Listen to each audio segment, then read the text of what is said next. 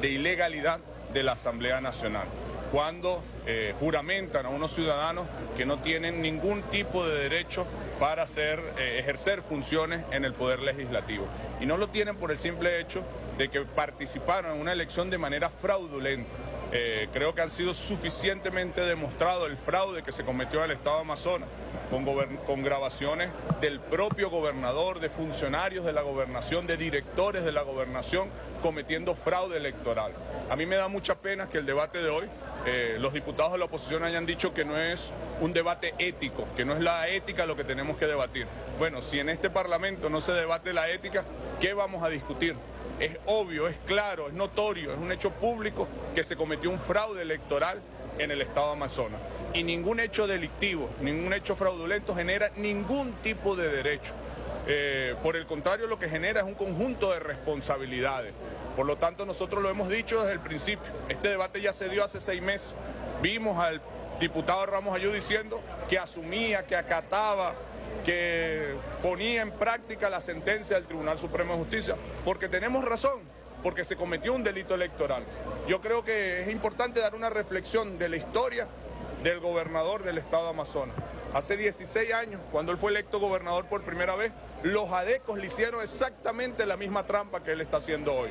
Y él demandó, peleó, acompañado por el pueblo chavista, y demostró que efectivamente él era el que había ganado la elección y que los adecos habían cometido un fraude electoral. 16 años después, ese gobernador está junto a los adecos haciendo el mismo tipo de trampa, el mismo tipo de fraude.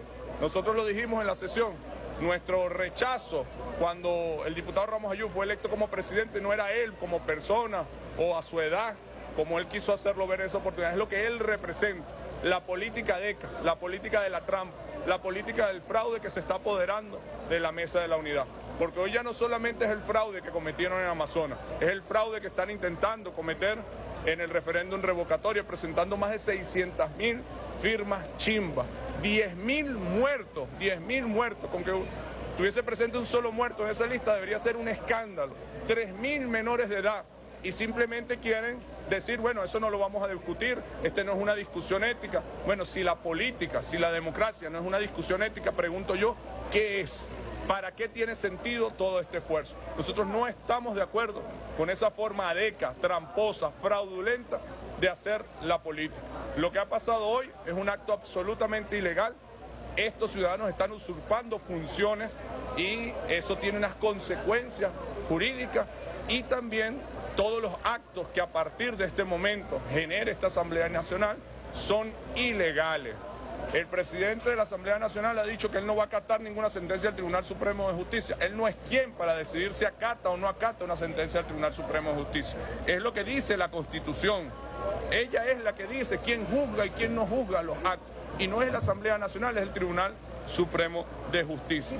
Él se ha decidido declarar en una actitud ilegal. Bueno, todos sus actos generarán ningún tipo de resultado desde el punto de vista de su validez jurídica. Lamentamos mucho el carácter poco o muy bajo del debate que se ha dado hoy. Yo los llamo a la reflexión. Claro que la política es una discusión ética. Claro que en Amazonas hubo un fraude electoral. Claro que la oposición está agarrando un camino de la trampa, del fraude, el camino adeco. Y yo creo que esto nos une a la mayoría de los venezolanos. La mayoría de los venezolanos, independientemente de que seamos chavistas, opositores, no queremos la manera adeca tramposa de hacer la política.